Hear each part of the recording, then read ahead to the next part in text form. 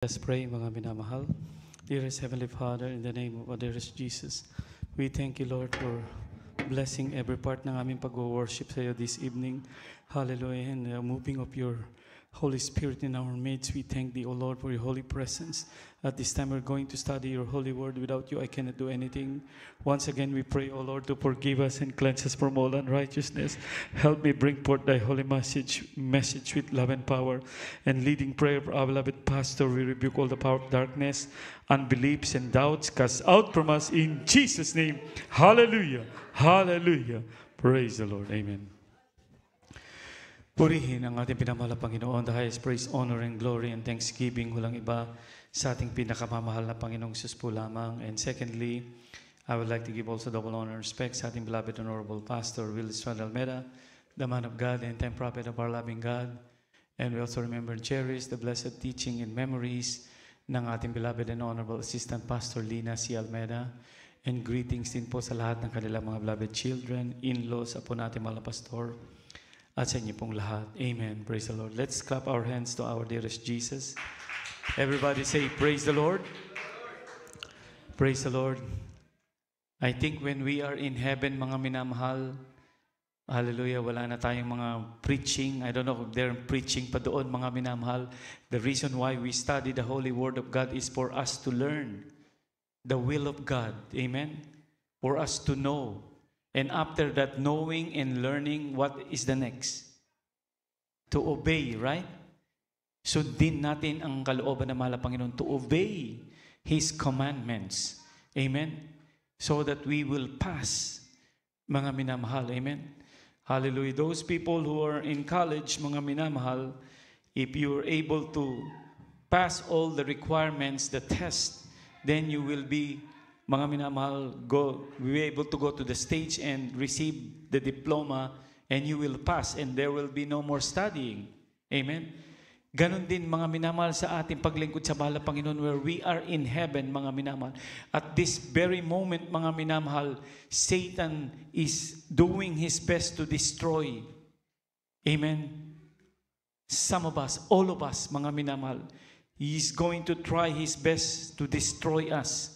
And he will put a lot of schemes, mga minamahal, for us not to attend, for us to stop from attending. Amen? Kaya, mga minamahal, the Bible said, if we are not going to obey the commandments of the Lord, mga minamahal, we only a hearer and not a doer. We are like unto a person that built his house upon the sand. Amen? Baliwala lang. It is just for nothing. You come to church 3 times a week, mga minamahal. But remember, mga minamahal, 3 times a week going to church is very important. That is the preaching of our beloved pastor. But what I'm saying is, even though you come 3 times a week and you are not obeying the commandments of the Lord, what is that for? Amen? There is no such thing na sinasabi na pasang-awa. Nasasabihin ng teacher mo, because present ka lagi, even though hindi ka nakakapas, ipapasa na kita. Wala po, mga minamahal. As a matter of fact, the Bible said, mga minamahal, regarding for us to be able to enter into the kingdom of God, there were 5 wise and 5 foolish virgin. Amen? The foolish, mga minamahal, sabi niya, open unto us. They might say, I am present, I attending 3 times a week.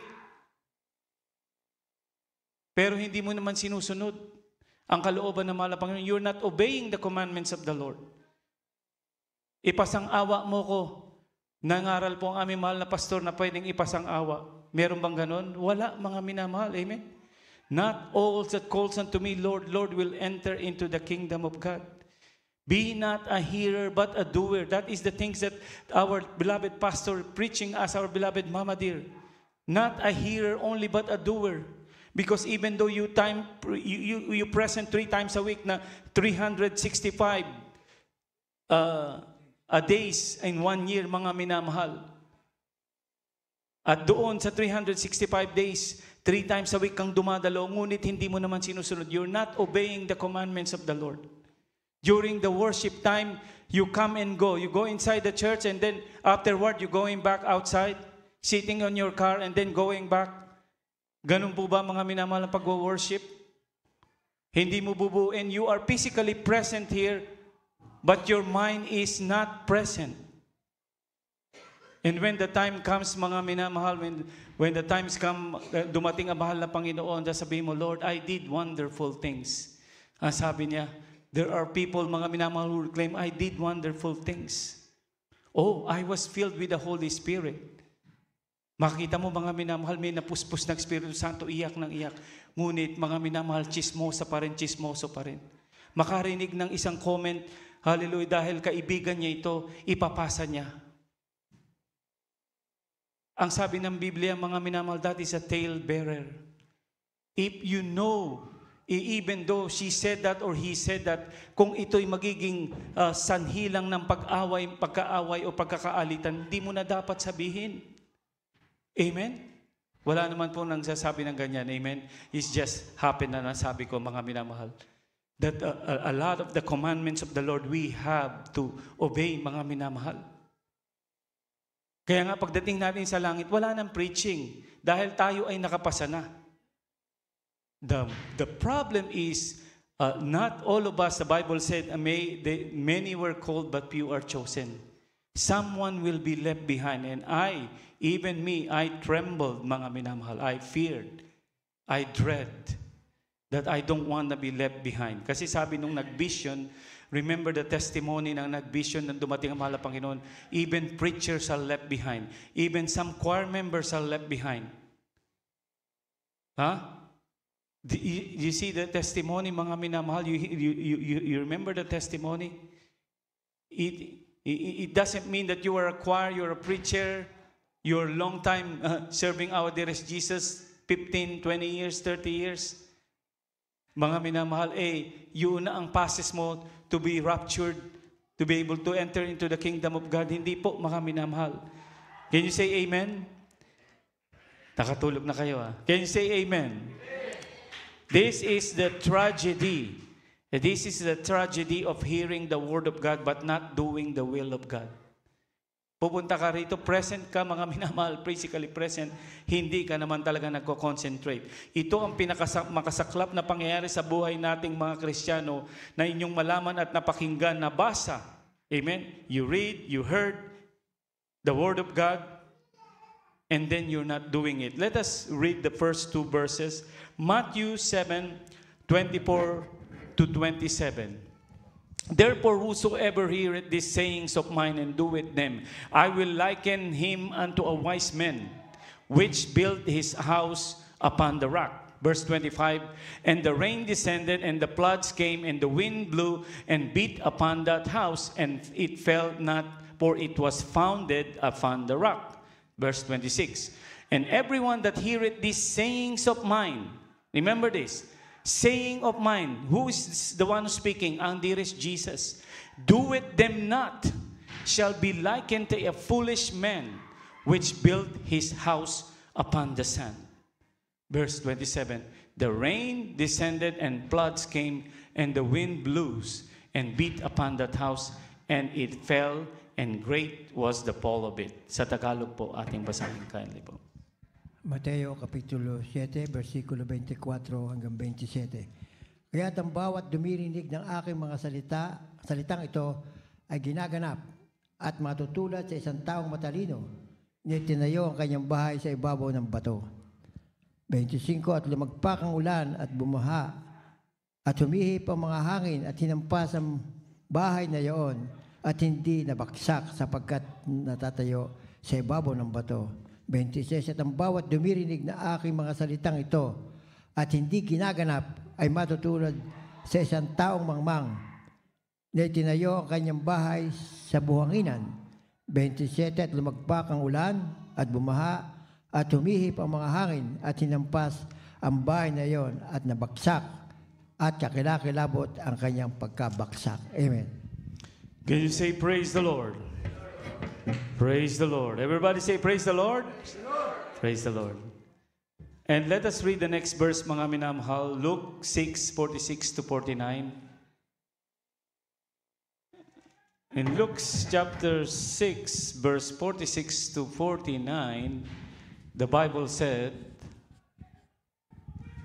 mga minamahal, I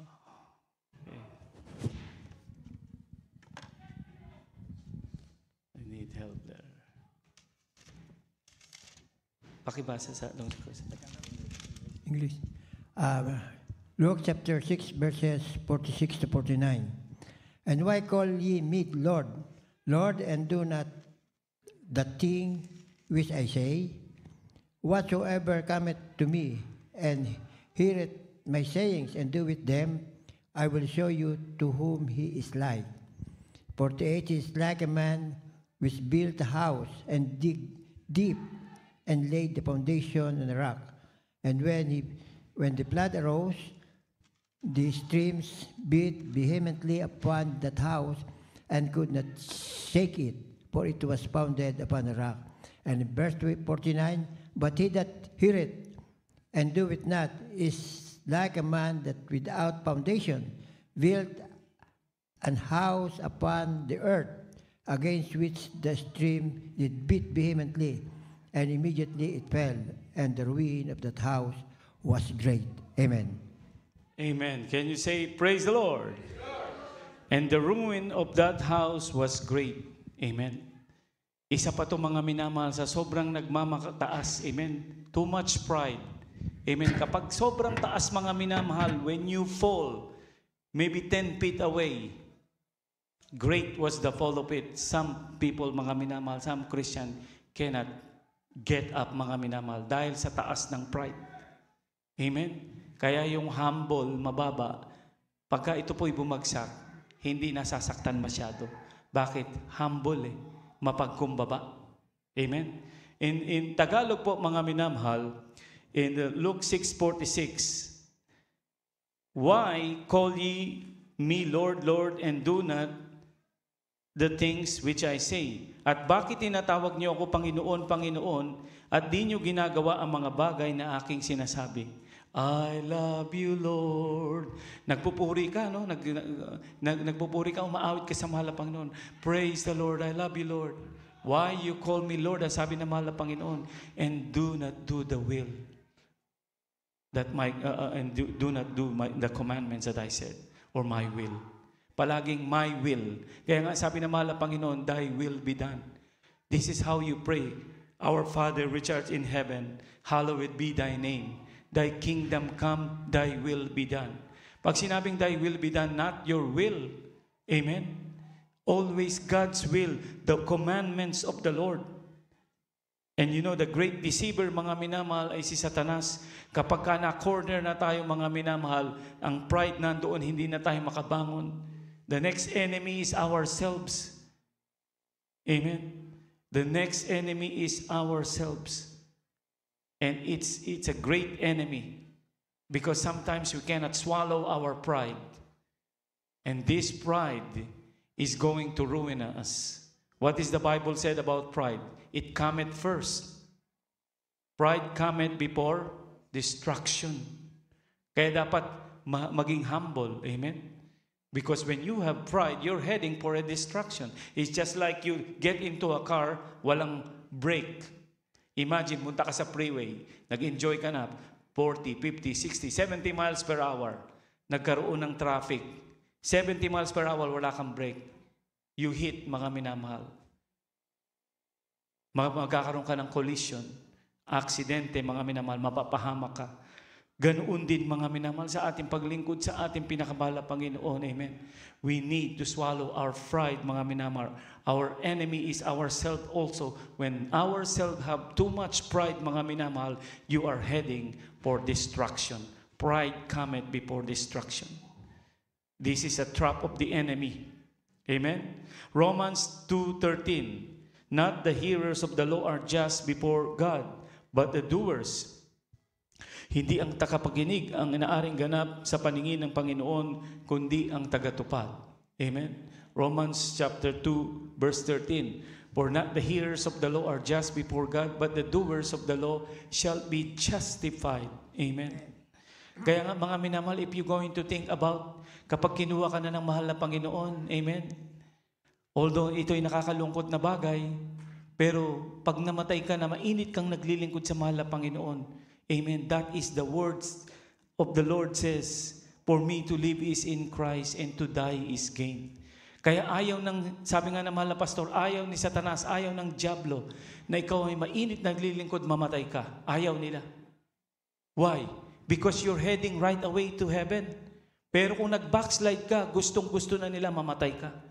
When you are not serving right in the Lord, na aksidente ka, tuloy ka na kagad sa impyerno. Can you say amen? You remember, can you say amen? Amen. Do you remember yung nagpatotoo na naka-motorcycle? Nagkaroon siya ng accident. He had a lot of stitches on the head. Right away, instantly died. And he said he just woke up from a dream or while he was sleeping. But when he woke up, it was very hot. And he realized that he was in hell. Nakita pa niya si Michael Jackson. Ito po, mga minamahal, ay born-again Christian, our kapatiran. Amen? Good thing nagkaroon siya ng chance. Nakabalik po siya. Pero may mga kapatiran tayong mga minamahal, nag-testify, mga minamahal, na accident, mga minamahal, hindi na nakabalik. Saan sila napunta? Kung hindi ka naglilingkod sa mahal na Panginoon, na mainit, naglamig ka uli, gusto mo bumalik sa kasalanan, o namumuhay ka na uli ng kasalanan, gustong-gusto ng Diablo mamatay ka. Dahil diretso ka sa kanyang kaharian. Pag mainit, mga minamahal, ayaw ng Diablo. Kasi punta ka sa langit eh. Amen? Can you say amen? Amen. Remember ating beloved Oden preacher, taga Baguio, mga minamahal, isang kapatiran, dumating sa gawain. Sabi niya, napanaginipan ko si brother, ganun. Umakyat na siya sa langit, binigyan siya ng crown ng mahal na Panginoon. O di nasa langit na siya, wala na. Hindi na kailangan makarinig siya ng pangaral, pagtutuwid, pagsasaway. Bakit? Nakapasa na siya. Why we have to listen to the Word of God? Why? 2 Timothy chapter 3 verse 16 to 17. Ilagay natin, mga minamahal. So that we will learn, we will be perfect, thoroughly furnished unto all good works. Amen? For the Word of God, mga minamahal, is beneficial to us. 2 Timothy chapter 3:16. The Bible said, the Word of God is given inspiration of God and is profitable for doctrine. Doktrina na isa ang Diyos, doktrina mga turo sa atin, for reproof. For correction, para i-correct ka. And ang dami mong pagkakamali, ayaw mo magpa-correct. Yan ay pride. Ayaw mo magpa-reproof. You don't want instruction in righteousness. That is the Word of God. Scriptures na ating binabasa. When we are in heaven, wala na tayong preaching dahil nakapasa na tayo. We passed already. We already graduated. We are in heaven. Amen? But as of now, we are here. We have to listen to the Word of God. We have to read the Word of God. We have to obey because it's profitable for us, for doctrine, for reproof, for correction, and instruction in righteousness. Ang paglilingkod mo sa mahal na Panginoon, when you were told what to do and not to do, mga minamahal, because sometimes we are stubborn. Hindi ka nagiging asset sa gawain, kundi liabilities ka. Problema ka. Katitisuran ka. Kaya kapag tinutuwid ka, mga minamahal, magpasalamat kami nagtutuwid sa iyo. Dahil inihahanda ka papuntang langit. If no one is going to correct us, mga minamahal, we're heading for destruction. You remember that all Scripture is given inspiration of God and it's profitable for doctrine, for reproof, for correction, for instruction in righteousness. Verse 17, that the man of God may be perfect, thoroughly furnished unto all good works. Yan po yung verse 17. Pakilagay. 2 Timothy, pakihanda rin po sa Tagalog. Ayan, that the man of God may be perfect, thoroughly furnished unto all good works. Sa mabubuting gawa, matututo ka. But if you don't humble yourself, if you don't submit yourself, and you were told what to do and not to do, matigas pa rin ang ulo mo, mga minamahal, nakakatakot yan. Amen? Magsabihin mo pagdating ng rapture, bakit ako naiwan? Ayaw mo magpatuwid. Kaya hindi po sa Tagalog.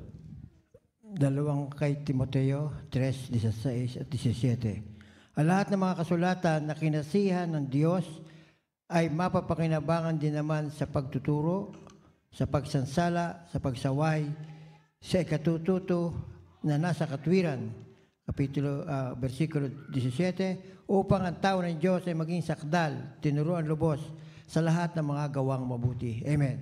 Amen. Palakpakan natin ang mahal na Panginoon.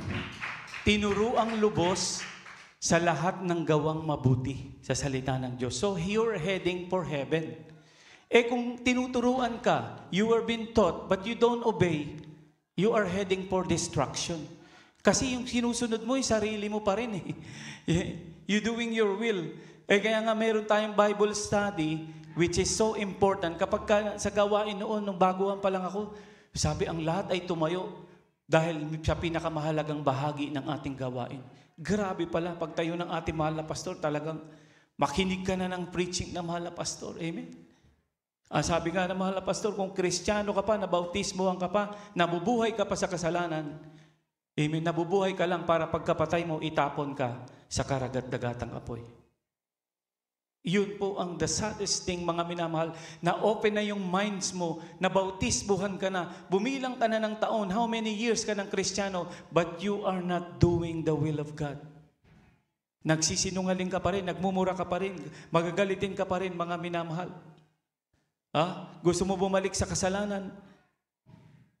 Ang sabi nga ng Biblia, mga minamahal, maging katulad tayo ng tupa. Alam niyo, mga minamahal, ang tupa, pagka ito po mga minamahal ay narumihan, gusto nito malinis kagad. Kabaliktaran ng baboy, mga minamahal. Kabaliktaran ng kambing, ang kambing lumalaban. Amen? Hallelujah. In the book of Luke chapter 12, 47, 48, kaya nga meron tayong mga minamahal pagtutuwid sa atin. At when we are being correct, mga minamahal, because lalo na sa mga manggagawa, sa mga ginagamit, mga minamahal, matindi ang pagtutuwid diyan because much is given is much is given and much required. And all that servant which knew his Lord will. Remember this.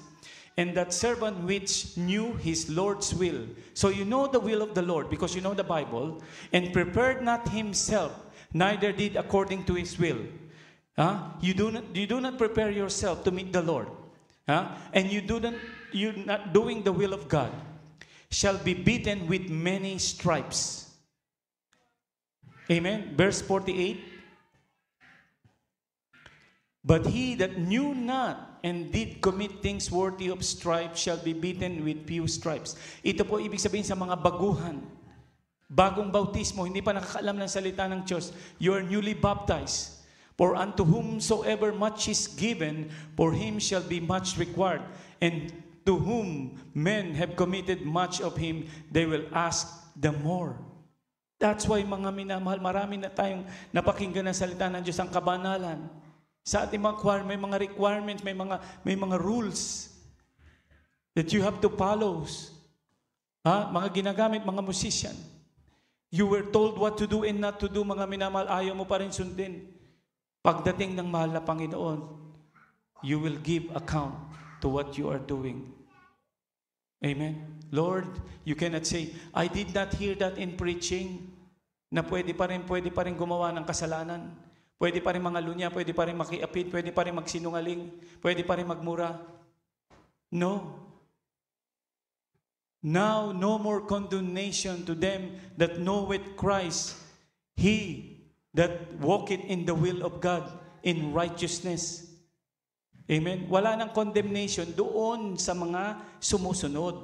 Pero kung hindi ka pa rin sumusunod, may condemnation. Wala pong once you are saved, saved forever. Wala pong ganun na tinuro ang ating beloved parents in the Lord. Amen? In Hebrew chapter 12, verse 5 to 10, kaya may palo at paalaala sa atin. Amen? Kapag tayo po pinapalo, ito po yung pagtutuwid ng ating pinakamamahal na Panginoon. Sa English po, pakibasa.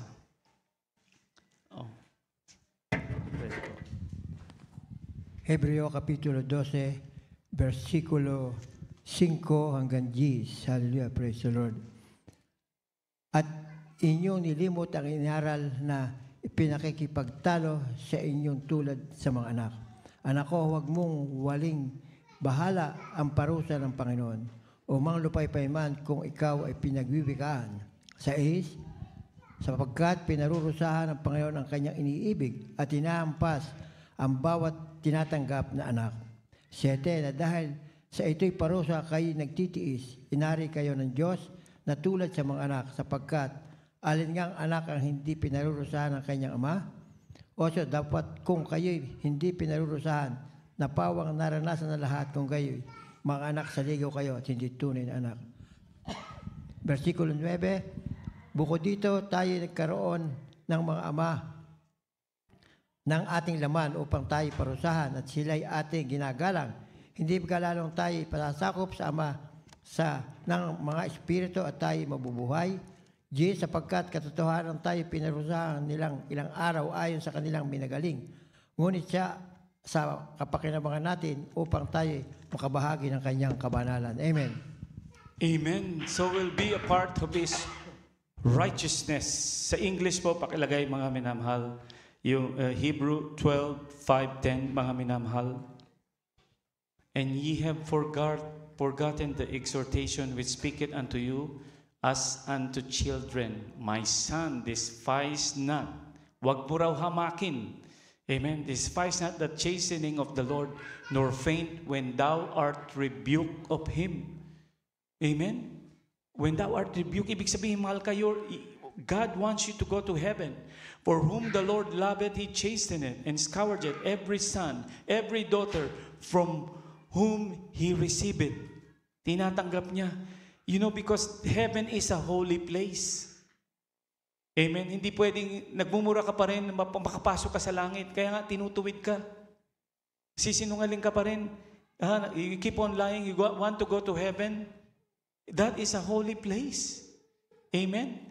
If you endure chastening, God dealeth you with you as with sons or daughters. For what son is he whom the Father chasteneth not? Sino daw ba ang magulang o tatay na hindi papaluin ang kanyang anak para matuwid?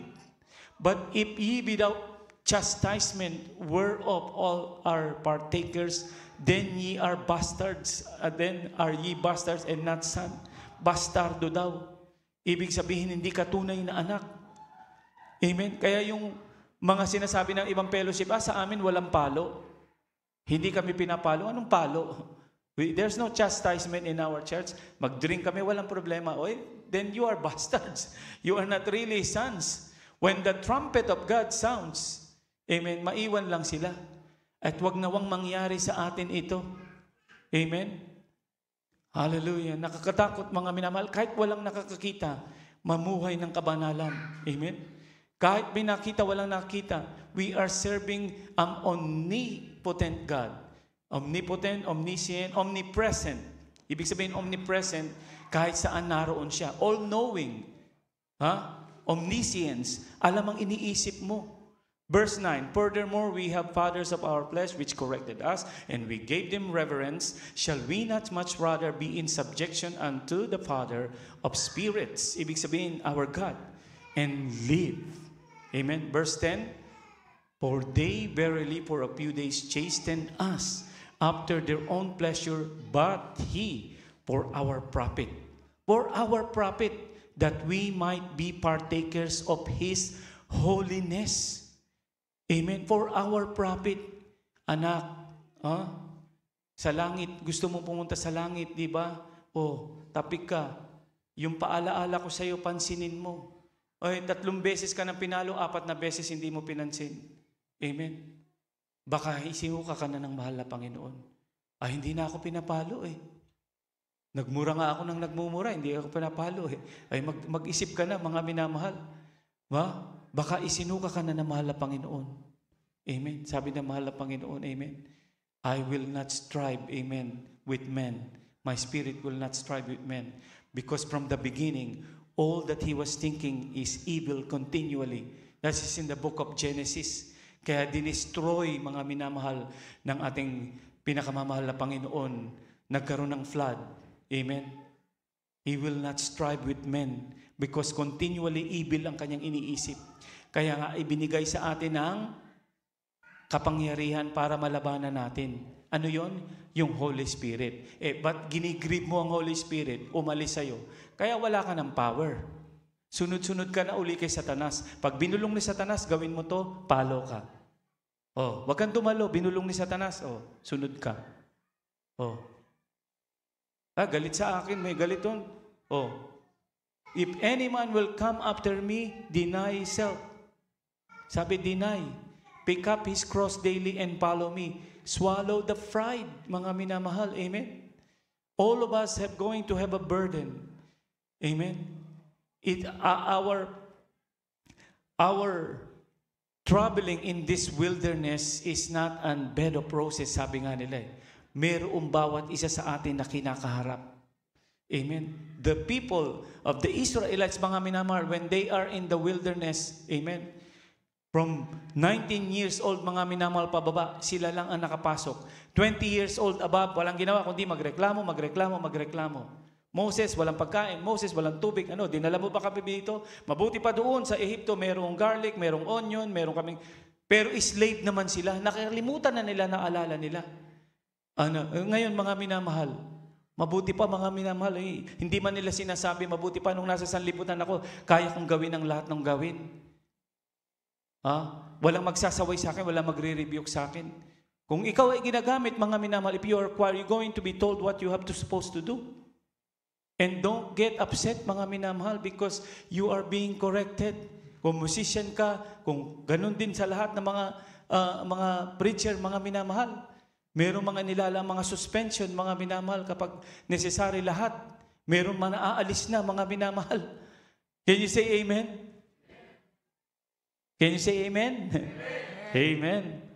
Kaya mga minamahal, our parents in the Lord is so very familiar, mga minamahal, sa pagtutuwid to correct us because our aim is heaven. We're not aiming only here to be popular, to have a lot of members. Wala, mga minamahal. Maraming ang member, mga minamahal. Wala pang 20% na makakarating sa langit. Bali, wala. Amen? Marami kang ang sundalo, mga minamahal, pero hindi naman talaga fighter. I remember, mga minamahal, sa history, yung mga Spartans. Amen? Ang isang sundalo nila, ang katumbas, mga minamahal, I don't know, about 200 soldiers or 300s. Because they are fine soldier. Talagang sila, mga minamahal, ay learn, mga minamahal. We should have that. We should be like that, a fine soldier. Nagfa-fasting ka, para magkaroon ka ng lakas. Nagpupuri ka, and nag-o-obey ka sa commandment of the Lord. You will become a fine soldier of Christ. Kung maganda lang ang damit mo sa loob ng church, kahit sa work mo, mga minamahal, kung you're not doing the will of God, amen, you're still watching unpleasing things to God. You're still speaking that's the way the world speak. You are acting the action of the peoples of the world or the worldly people, mga minamahal. There is no changes, mga minamahal. Kaya may palo. It is for our profit that we might be partakers of His holiness because our aim is heaven. Can you say amen? Amen. Amen. Mga minamahal, kapag nga dumating na mahal ang Panginoon, kung handa tayong lahat, napakaganda, mga minamahal, tayo makakasama lahat. Pero kung marami ang hindi handa, hanggang ngayon, mga minamahal, until now, not living a holy life, mga minamahal. There are a lot of things after so many years. We are in the end time. Mga minamahal, very vulgar and open. Satanist church is flourishing in other state. Imagine. Open na sila. Nandoon yung statue ni Satanas. Imagine, you will never think, mga minamahal, that this will come in our generation. Nakikita natin to. The transition of the technology, mga minamahal, na ito'y nakakatakot, napakadelikado sa mga bata. Kapag iniwan mo, bakit, mga minamahal? Ang daming mga porns, ang daming mga evil things na nandito. One time, yung may-ari ng Facebook, dinala sa Senate, mga minamahal, kinu-question dahil ang daming doon, mga minamahal, hindi niya nili-scrutinize. Talagang sinasadya nila na ito'y makita ng mga bata, mga minamahal. Imagine, mga minamahal, how the Lord said, mga minamahal, my coming back, amen, the days of my coming is just like the days of Noah. Amen. It's just like Sodom and Gomorrah. Mga minamahal. Kaya nga, do not turn back. Ang sabi ng anghel, mga minamahal, sa family ni Lot, sila lang ang naligtas. Si Lot, ang kanyang wife, ang kanyang 2 daughters, 4 lang, mga minamahal. And do not turn, lumingon pa rin. Who wants to turn back and to go back to sinful life? Huwag tayo maging katulad ng baboy na hinigasan na, nilinisan na, gusto pa rin bumalik sa kasalanan. Mga minamahal. Kaya nga, gusto na mahal na Panginoon tayo ay makapasok sa langit. Pero hindi pipilitin ng mahal na Panginoon. God will not force any one of us to go into His kingdom. We have a free will. And God will not force you to go to hell. We have a free will. But God, because of His extreme love, He gave His only begotten Son, that whosoever believe in Him should not perish, but have eternal life. Palakpakan natin ang ating pinamahal na Panginoon. He gave Himself. We have so much verse here, mga minamahal, but I guess, mga minamahal, it is enough, mga minamahal. We will continue this Bible study on the next Bible study we have. But remember this, mga minamahal. Amen. Hallelujah. At the end of the day, mga minamahal, when the trumpet of God sound, those who will be saved are those who do the will of God. Not the hearer, not the people who learn the word of God, but the doer. So do the will of God, mga minamahal. Strive. We sing, mga minamahal, why have you chosen me? Strive to obey, because narrow is the way that leadeth into life. Swallow the pride, mga minamahal. Hindi tayo mabubuhay dito ng panghabang buhay. Amen. Kahit na mahirap ang buhay mo ngayon, nasa pagsubok ka, pagdating ng mahal na Panginoon, matapat ka, langit, mga minamahal. Wala nang iyakan, wala nang problema. Sa maiiwan, mga minamahal, nakakatakot. I dreaded, mga minamahal, personally. And I trembled. I don't want to be left behind, mga minamahal. Huwag tayo magpaiwan. Faithfully serve the Lord. Hallelujah. Surrender. Surrender your weakness to the Lord. Lord, I cannot handle this situation. I cannot swallow my pride. Help me.